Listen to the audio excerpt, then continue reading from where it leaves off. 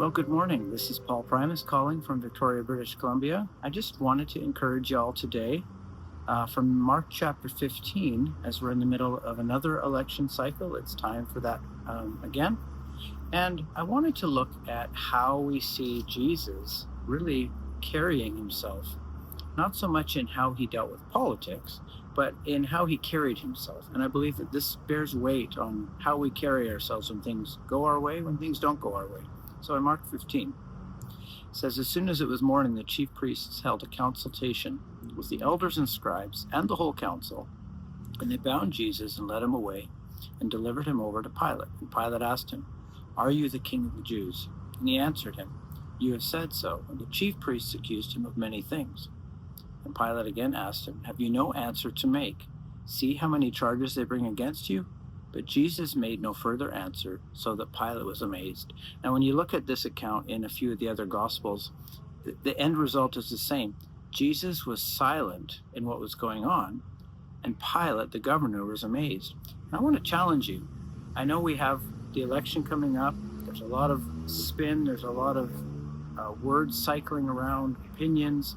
My friend Brad commented just the other day on how do you know which is true? How do you know which is fact? How much is opinion? Well, Jesus chose a different strategy than trying to figure out who to align with. And he said himself a few times, "My kingdom is the kingdom of my Father, the Father in heaven. My kingdom is not of this world." So we find ourselves in the middle of a world that's broken, looking for answers.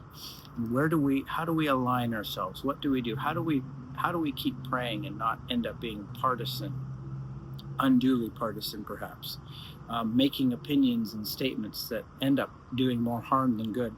I believe this shows some of the answer. Jesus' response, even when he was accused of things that he didn't do, his response was silence. He didn't say anything.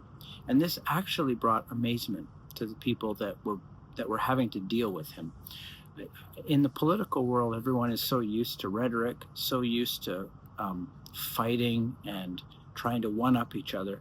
What if we became the people that instead of tried to pick a side, we chose heaven's side and we just modeled what we do in these things after Jesus?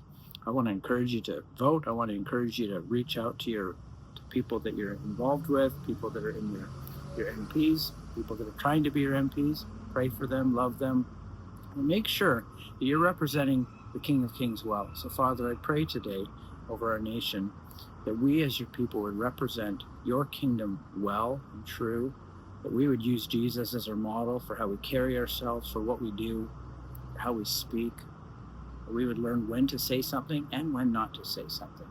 In Jesus' name. This is Paul, representing the National House of Prayer.